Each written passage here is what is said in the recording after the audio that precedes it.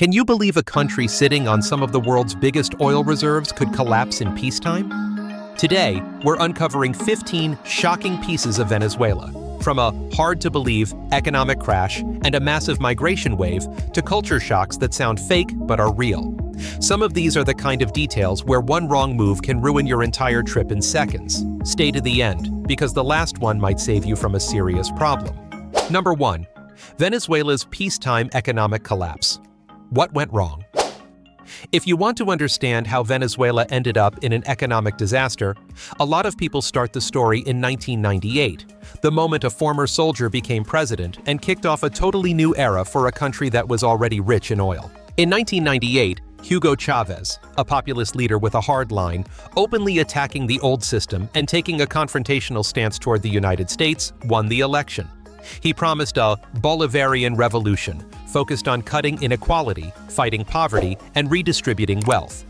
Early on, his government pushed major political and economic shifts by expanding the state's role, ramping up nationalization, and using oil money to fund large social welfare programs. For a while, that did bring some real early gains in healthcare, education, and poverty reduction. But the story took a different turn when nationalization and the way the oil sector was run stopped sustaining the same level of cooperation and technical capacity as before. PDVSA, the state oil company, gradually lost momentum in expertise and investment, partly because many technical staff were replaced for political reasons and international operations were tightened. The result was that even though oil cash kept flowing into the budget, the core industry driving the economy was no longer growing in a sustainable way. Venezuela also shifted its foreign policy, trying to rely less on the US and building strategic ties with Russia, China, and Iran in exchange for loans, support, and other forms of cooperation. That reshaped the country's geopolitical position and made its standoff with Washington in the region even more defined. When Chavez died in 2013, Nicolás Maduro took over at a time when an oil-dependent model had become extremely fragile. Once global oil prices plunged and the system couldn't absorb the shock, Venezuela's economy started falling fast. Under Maduro, in less than a decade, the country went through a rare and brutal contraction. GDP dropped by roughly 75 to 80% compared to its best years. Inflation exploded, at times reaching the hundreds of thousands % range, wiping out the currency's value and effectively erasing the middle class in a very real way. And it wasn't just a bunch of macro numbers. The collapse came with food shortages, medicine shortages, and a breakdown of public services. It is often ranked among the most severe peacetime economic collapses on record, where a resource-rich country still ends up facing widespread scarcity and deep poverty. Number 2. Oil fed Venezuela, so why did it still break? On the world's energy map, Venezuela looks like a heavyweight with massive resources that fell asleep for way too long. Many estimates say the country has over 300 billion barrels of proven oil reserves, around 17 to 18% of the planet's total, and it is often described as having even more than Saudi Arabia. But what makes Venezuela's story so unusual is not just the huge number. It is how oil once lifted the whole economy, and then over time pulled the entire system down over decades. From the late 1940s to around 1970, Venezuela was commonly seen as one of the world's top oil exporters, supplying major markets in the United States and across Europe. Oil brought in massive foreign currency, and during the mid-20th century boom years, it accounted for over 90% of export earnings and more than 60% of government revenue in some periods. The entire national development strategy revolved around the idea of investing with oil money, using petroleum income to build roads, expand hospitals, grow schools, and fund social subsidies. For many years, Venezuela's income per person ranked among the highest in Latin America, and in the 1950s, it was even said to be close to about half the US level. But when an economy depends too heavily on one stream of income, it starts to resemble a body trying to breathe with only one oxygen tank. By the early 2000s, oil sometimes made up about 95 to 96% of export earnings and roughly half to nearly two-thirds of the state budget. When global oil prices crashed after 2014, combined with years of weak management, corruption, decaying infrastructure, and sanctions, the giant oil machine began to visibly run out of air. Oil output fell from more than 3.5 million barrels per day in the late 1990s to around 1 to 1.1 million barrels per day by 2025, which is less than a third of the peak era. And here is the part that sounds backwards. Even though Venezuela is still often described as having the world's largest oil reserves, its oil export revenue in 2023 was only around $4 billion. Tiny compared with the more than $180 billion Saudi Arabia earned from oil in the same year. For ordinary people, oil once felt like the economy's oxygen. When oil cash was flowing, life seemed easier to breathe. But when prices dropped, production fell, and the productive system stalled, the whole country slipped into an oxygen-starved state. And even when the world circles back to talk about reviving Venezuela's oil sector, the big question remains: how long can a country stay healthy if it is basically relying on just one oxygen tank called oil? Number 3. Venezuela's mass migration. How do people actually live? If you only look at official numbers, the picture can seem less bad. Official inflation for 2024 was reported at around 48%, the lowest level in more than a decade, after earlier years when inflation at times shot past 180 to 200%. The government also talks about a return to positive growth. But once you step into the streets, walk through working-class neighborhoods, squeeze onto crowded buses, or stand outside a small grocery shop, you realize there is another reality. For many people, the crisis did not disappear. It simply changed its shape. Humanitarian organizations estimate that in 2024 to 2025, nearly 70% of Venezuela's population lived in multidimensional poverty, meaning it is not just about income. It also includes limited access to healthcare, education, stable work, and decent housing. Around 7 to 7.5 million people inside the country needed humanitarian support, from food aid and child nutrition to clean water and basic medical care. In many places, the problem is not that hospitals don't exist. It is that people cannot use them when they actually need them. Over 70% of surveyed residents said they could not access healthcare when needed. Medicines are both scarce and expensive, and hospitals are regularly hit by blackouts, water shortages, and crumbling infrastructure. Even electricity and water, things that feel normal in many countries, are no longer guaranteed in Venezuela. Independent reports describe rolling blackouts and long-lasting water shortages. Nearly 20 million people face severely limited water distribution, and an estimated 80 to 86% of the population relies on water sources that do not meet safety standards, raising the risk of intestinal illness and other health problems. That is why you see the same scenes again and again.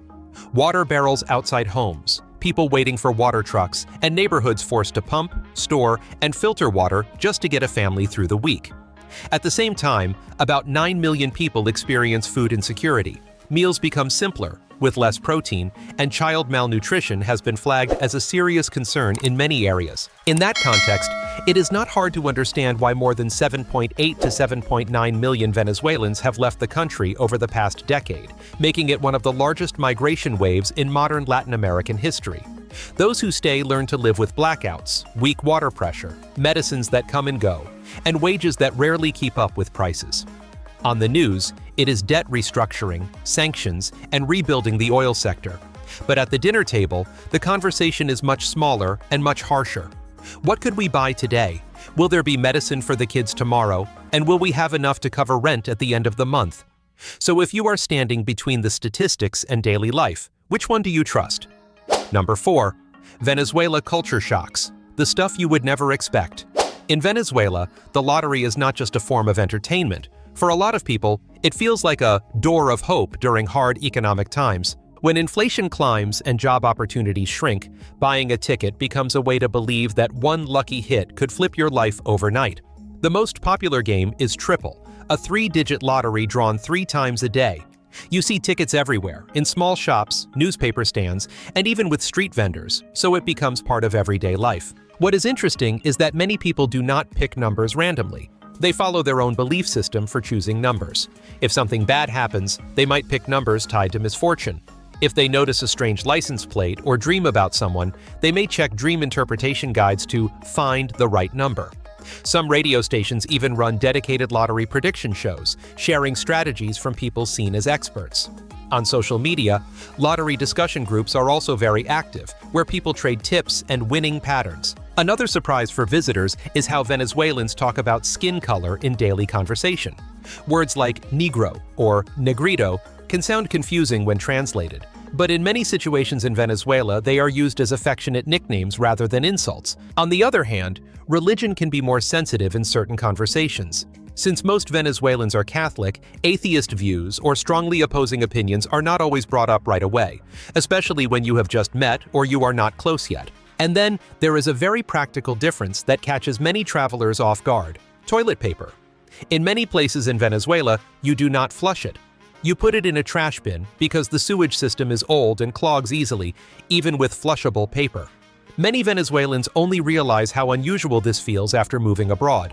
Some people say that when they first came to the US, they still threw toilet paper into the bin out of habit, then had to explain why, and only then noticed that in many countries you can flush it without any issue. Number 5. Venezuela's Beauty Kingdom. The truth behind the crown.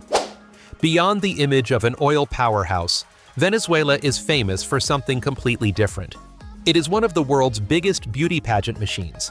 The country has an eye-popping record with major crowns like Miss Universe, Miss World, and Miss International, adding up to nearly 30 major titles. That is why you hear jokes like, if you meet 10 people on the street, 9 look like pageant queens.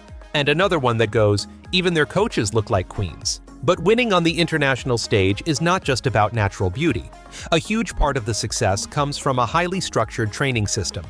Venezuela has more than 20 beauty training centers where contestants work on languages, makeup, runway skills, communication, and social etiquette. Some places even bring in psychologists to help contestants handle the pressure during long preparation periods. The common philosophy in these training hubs is that no detail is too small. That is why when people talk about the Venezuelan standard, they often describe a very distinct Latin look. From warm brown skin and deep eyes to balanced facial features, thick hair, and a confident smile. It is often framed as a mix of Latin intensity, American softness, and a kind of confidence that feels very Venezuelan. But there is a darker side. To meet global beauty standards, some girls chose, or were pushed into, extreme physical changes. There are cases of nose jobs, breast surgery, and butt augmentation at a very early age, even as young as 12. Some stories also mention parents allowing hormone use to delay puberty in order to reach a desired height.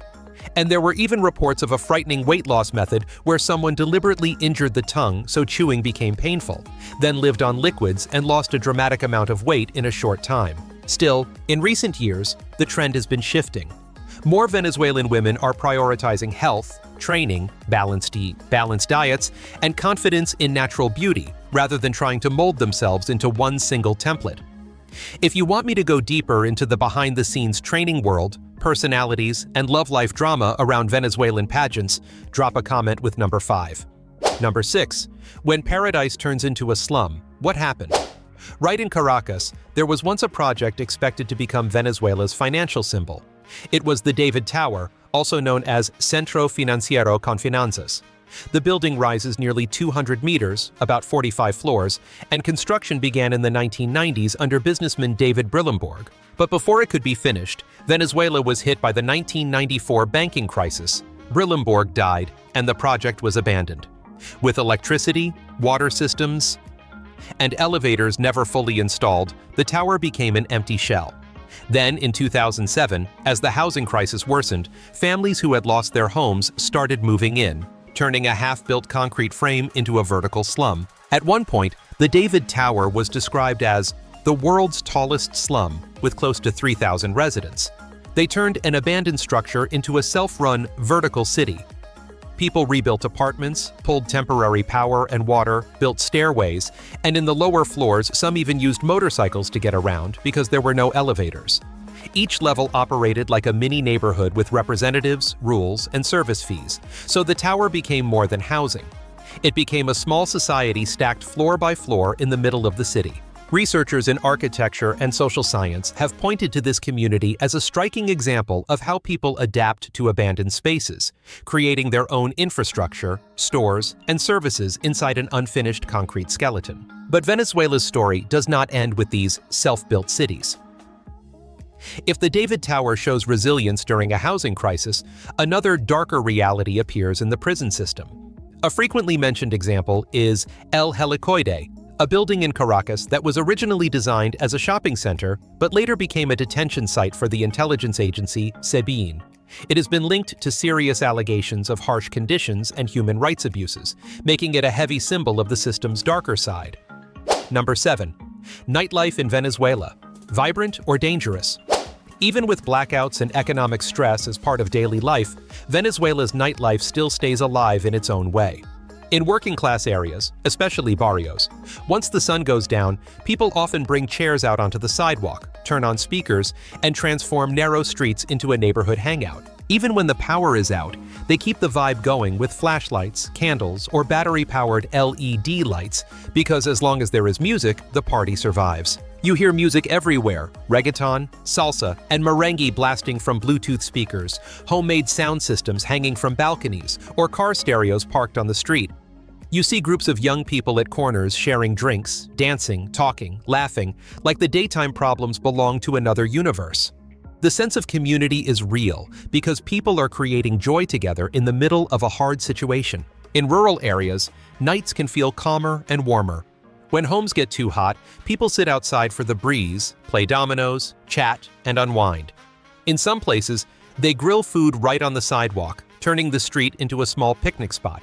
The meal might be simple, but it creates that big family feeling. For the middle class in popular parts of Caracas like Las Mercedes and Altamira, nightlife often means bars and lounges. Many spots still pack in customers, with live music and cocktails that help people forget the chaos outside for a while.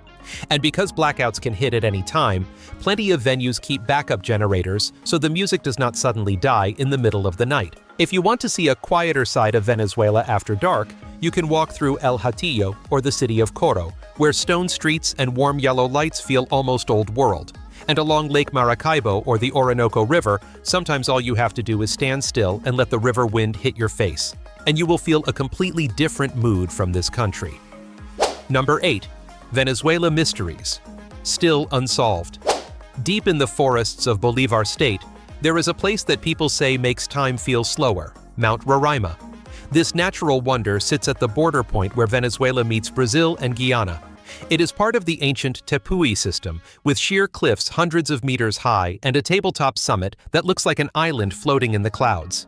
Its strange shape even inspired Sir Arthur Conan Doyle's novel The Lost World more than a century ago. What makes Roraima so special is that the ecosystem on top is almost cut off from the world below. Because the altitude and climate conditions are so different, many plants and animals up there are endemic, meaning they exist nowhere else. There are carnivorous plants and creatures that look like they belong in a lost world, turning the summit into a living natural laboratory. The indigenous Piman people call these mountains Tepuy, often understood as the House of the Gods. Their stories say Roraima is what remains of a giant cosmic tree that once connected sky and earth. When the gods became angry, they cut the tree down, leaving a flat top hidden in mist. Even today, tales about strange echoes in the rocks or faint lights moving through the fog still get passed around, adding to the mountain's mystery. And beyond Roraima, Venezuela has another phenomenon that feels almost unreal: Catatumbo lightning. It happens where the Catatumbo River flows into Lake Maracaibo, and the sky can flash almost non-stop for hours at night, around 140 to 160 nights a year, sometimes with hundreds of strikes per hour. Because it is so concentrated in one specific geographic spot, people call it an endless lightning storm, and the region is often nicknamed the Land of Light. Scientists have proposed different explanations, like warm air from the Caribbean colliding with cold air from the Andes, combined with the lake's unique geography. But the exact reason why it happens so intensely is still debated, and that uncertainty is part of what makes it so fascinating. Number 9. Tribal culture. What are they hiding? You might be surprised to hear this, but the English word cannibal is often said to be linked to the name of a tribe from the Venezuela region and the wider Caribbean area. The Carib people lived along Venezuela's northern coast and nearby regions. When Christopher Columbus arrived in the late 1400s, he heard stories claiming the Carib attacked neighboring groups and ate their enemies. Some European sailors even claimed they witnessed Carib warriors cooking enemies in large pots. Over time, the tribe's name was distorted through European pronunciation and became associated with the word cannibal. Still, to this day, there is no solid proof that the Carib actually practiced cannibalism. Some historians believe these stories were exaggerated or crafted to spread fear and strengthen the Caribs' dangerous reputation in the eyes of rivals. Beyond the Carib, Venezuela is also tied to other remarkable indigenous communities, like the Yanomami, who live deep in the Amazon rainforest and are often described as among South America's oldest indigenous groups. They live in large, circular communal houses, often called llanos or chabonos, which can hold hundreds of people, sometimes over 400 in one structure. The central space is used for ceremonies and community life, and at night it can feel like a real jungle festival with shared activities. Yanomami culture is also known for an unusual funeral ritual. Instead of burial, they cremate the dead, grind the ashes, and mix them into water or banana soup to be consumed by the community. The belief is that this brings the spirit back, allowing the deceased to continue living within the group and keeping cultural values alive. The Yanomami are also often described as highly warlike within the Amazon context, where boys are trained for combat from a young age and warrior rituals are seen as symbols of loyalty and strength. In western Venezuela, the Bari people draw attention for a very different marriage tradition. Polyandry is not unusual there, meaning one woman may have multiple husbands, and those husbands share responsibility for protecting and raising the children. Kids call all the husbands father, because in Bari thinking, a child's growth depends on care from the wider community, not just one man. They also mark growing up in a way that feels very different from birthdays. For the Bari, the first hunt is the real milestone. When a boy catches his first animal, it is seen as his official entry into adulthood and a sign that he can take part in major tribal rituals. Number 10. Weird facts about Venezuela. Sounds fake, but it's real. Venezuela is not only crisis headlines and politics, it is also full of everyday cultural habits that can genuinely surprise travelers. Venezuelans tend to show affection openly. Hugging, kissing, and holding hands in public is common, and sometimes even viewed as proof that a relationship is for real. In some situations, if a couple seems too distant in public, people might quietly wonder whether the love is actually there. You can even see older couples in parks smiling at young lovers kissing. But here is the twist. Talking about salary, income, or personal expenses can be considered impolite, because the culture often values feelings and relationships over money talk in daily conversation. Body language is another big one. Gestures that feel normal in the US or Europe can mean something completely different in Venezuela. For example, the OK sign with the thumb and index finger making a circle is positive in many places, but in Venezuela it can be taken as vulgar. Even a simple thumbs up can sometimes be read as "go away" rather than a compliment. So if you are visiting, the safest move is to rely on a friendly smile and clear words instead of automatic hand signs. Clothing also matters more than many people expect. Venezuelans often pay close attention to appearance, and how you dress can influence how people treat you. Surveys have even suggested that a large share of people admit they judge others based on clothing, which shows how common that "you are what you wear" mindset can be. And one quirky detail is that yellow is sometimes considered unlucky, so many people avoid wearing it for important moments like exams or job interviews. There are also some habits that feel very local. For example, many passengers clap when a plane lands safely. This is often explained as a tradition from times when older runways and domestic flights were less reliable, so a safe landing felt like something worth celebrating. And during certain periods like Easter week or election season, there have been times when the government bans the sale and consumption of alcohol. Police can check and confiscate alcoholic drinks if the rules are broken, creating a kind of dry season that some tourists accidentally violate just by opening a beer at the wrong time. Number 11. Cost of living and getting around. Expensive or cheap? If you are planning a trip to Venezuela, checking costs ahead of time is a must so you can budget properly and avoid annoying surprises. In Caracas, the country's biggest economic hub, renting a one-bedroom apartment in the city center often runs around $300 to $450 per month. That can feel high by local standards, but it is still lower than many Latin American capitals like Buenos Aires or Santiago. If you want to save money, plenty of people choose areas outside the center, where rents can sit around $150 to $250 per month while still offering basic convenience. For transportation, Caracas has the Metro de Caracas, which makes getting around the city both fast and cheap. Ticket prices often fall between about $0.05 and $1 per ride, among the lowest in the region. Public buses and shared ride services are also budget-friendly options, and they give you a closer look at daily local life. If you want something quicker and more comfortable, taxis and ride-hailing apps like Ridery and Yummy VZLA are widely used, with many short rides costing around $2 to $4. And if you want to drive yourself for deeper exploring, car rentals are often quoted around $30 to $45 per day. Food costs can actually be pretty manageable if you spend smart. If you cook for yourself and buy groceries at markets or low-cost supermarkets, a monthly food budget can land around $100 to $150. Eating at simple local spots often costs about $2 to $3 per meal, while tourist-oriented restaurants or higher-end places may charge around $8 to $15 per meal, which can still be reasonable if you choose carefully. Overall, if you live modestly and avoid overspending, monthly living costs can fall around $500 to $700. With a minimalist lifestyle, it can drop to roughly $400, especially if you rent outside the center, cook at home, and use public transport most of the time. Number 12. Travel warnings. One wrong move and you're in trouble. One of the most common scams targeting tourists in Venezuela involves criminals impersonating police or security officers to steal valuables. In some cases, fake officers wear uniforms and stop people on the street demanding documents. A key safety rule is that you should never hand over your real passport to anyone unless you are inside an official government office with clear signage. If someone demands your ID on the street, you can politely insist on going with them to the nearest police station to verify everything properly. Pickpocketing and bag snatching are also frequent around tourist areas, bus terminals, and local markets.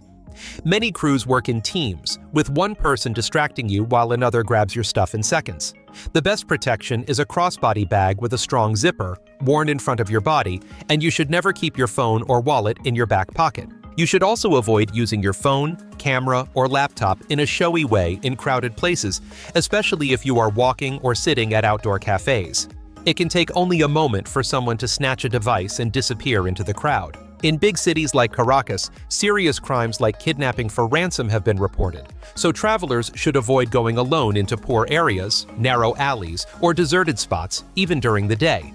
If you want to explore places far from the main tourist zones, it is safer to go with a licensed local guide or a reputable tour operator. Finally, when you need transportation, do not wave down random taxis on the street. The safer option is to book through a trusted app or ask your hotel to arrange a ride for you, because that simple choice can reduce risk and save you a lot of stress. Number 13. Venezuelan food, the must-try dishes. If you had to pick one dish that represents Venezuela, arepas would almost certainly be at the top of the list. An arepa is a cornmeal cake made from white or yellow corn flour, grilled or fried until the outside is slightly crisp, then sliced open and stuffed with fillings. You will see arepas everywhere, at breakfast, lunch, and late at night, from small cafes to street stalls. Some versions are so famous they appear on international menus like Reina Pepiada, filled with shredded chicken and avocado, a name linked to a Venezuelan beauty icon. What makes arepas so addictive is not only the taste, but the endless flexibility. Venezuelans fill them with shredded beef in sauce, seafood, black beans, or simply melted cheese. In Caracas and other big cities, many arepa spots stay open 24 hours because locals have a simple belief: there is no wrong time to eat an arepa. If arepas are the everyday national bread, then pabellón criollo is more like a cultural calling card. It is a traditional dish often served at holidays and family gatherings, typically made with shredded beef in tomato sauce, white rice, stewed black beans, and fried plantains. Beyond the balance of flavors, it also carries symbolic meaning, with the colors often explained as representing the major cultural influences that shaped Venezuela, including European, African, and indigenous roots. Another dish you really have to try is cachapa, a thick pancake made from freshly ground corn. It is cooked golden on both sides, then folded with soft, melty cheese inside. The natural sweetness of corn mixed with the rich cheese makes it feel both familiar and uniquely Venezuelan. You will often find cachapas at roadside stalls and small cafes, a quick and satisfying breakfast for people on the go. And during Christmas season, Venezuela has halakas, banana leaf-wrapped bundles that play a family bonding role and are often compared to other countries' end-of-year tradition foods. Halakas use corn dough and a filling that can include beef, chicken, olives, raisins, and a rich mix of spices. The fun part is that many families treat making halakas together like a ritual. Everyone gathers, tells stories, plays music, and shares the holiday atmosphere. Recipes are passed down through generations, and each family has its own secret touch in seasoning and folding style. Number 14. Venezuela festivals. Fun or weird? If you visit Venezuela in June, there is a good chance you will run into the San Juan Festival, one of the country's most vibrant and culturally rich street celebrations. It honors St. John the Baptist and runs for multiple days, turning streets into a giant stage of drums, music, and dancing. A major highlight is the traditional coastal drum dance, where people move to Afro-Venezuelan rhythms while singing and praying for good rains and strong harvests. During the festival, a lot of social norms soften. Workers, farmers, and groups that are often overlooked in everyday life become the center of attention. In some places, they can tease and sing back at higher status people without it being seen as disrespectful, almost like society flips roles for a moment. Another famous celebration is the Dancing Devils in San Francisco de Yare, held on the Feast of Corpus Christi and recognized by UNESCO as intangible cultural heritage. Hundreds of men dress as devils, wearing red masks with horns and bright costumes as they march through the streets. But it is not meant to scare people. The ritual symbolizes the battle between good and evil. When the drums start, the devils move toward the church and kneel before the Blessed Sacrament, showing light defeating darkness. Locals believe each mask is unique and carries the spirit of the wearer. And if you visit in February, you cannot miss Carnaval de El Callao. El Callao was a gold mining center in the 19th century and attracted Caribbean immigrants, so the carnival there is colorful and deeply multicultural. Streets explode with costumes, music, and dance, with calypso, steel drums, and soca rhythms everywhere. You will see extravagant outfits, huge feathered hats, layered skirts covered in beads, and songs that may mix English with Creole. Even though it draws inspiration from Trinidad and Tobago's carnival, El Callao keeps its own identity through a blend of African rhythm, Latin heat, and a free-spirited Venezuelan vibe. Number 15. Venezuela destinations. Beautiful, but why do so few people go? If you need one place to prove how far nature can show off, Angel Falls is a heavyweight contender. It is the world's highest waterfall, nearly 1 kilometer tall, more than 10 times the height of Niagara Falls. The water drops from the top of Ollantaytambo, a sandstone plateau sitting over 2,500 meters above the lush Amazon rainforest. What is wild is that a lot of the water never even hits the ground. Wind blows it apart, and it evaporates mid-air, creating thick mist. When sunlight hits that mist, it can turn into rainbows, making the falls look like they are glowing. The well-known story says that pilot Jimmy Angel helped bring the falls to global attention after an exploration flight. But getting to Angel Falls is not easy at all. Travelers usually take a boat along the Churun River, trek through rainforest, and camp overnight, so they can finally see the massive waterfall roaring down the cliffs the next morning. After Angel Falls, Canaima National Park feels like stepping onto another planet.